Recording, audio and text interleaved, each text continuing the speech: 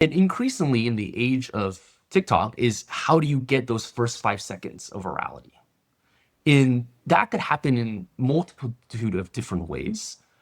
What we found was there's two types of games that did really well for virality. One was comedy and one was horror.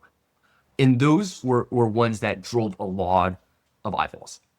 And when we think about comedy, what we thought it was our hypothesis was that a lot of the comedy at the time for games was very physics based.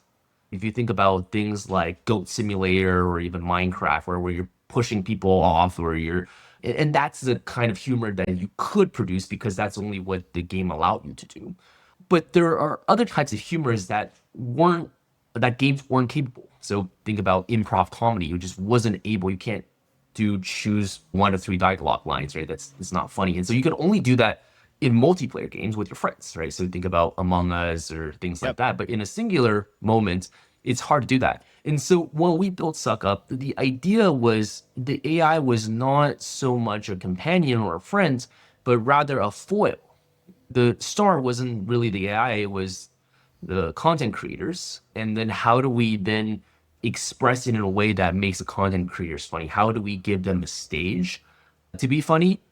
And that's what drove a lot of the installs. And ultimately, it's a very simple, I think, calculation for content creators, which is does playing this game get me more views than if I play this other game?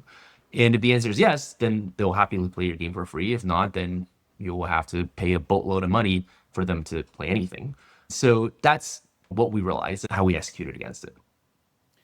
I love the whole improv thing because it sounds like Aaron speaking with another voice on it's, and I'm twisting your words here, Aaron, but he repeats all the time that it's basically scaling improv theater. And here you're talking like it's a mirror of the person, right?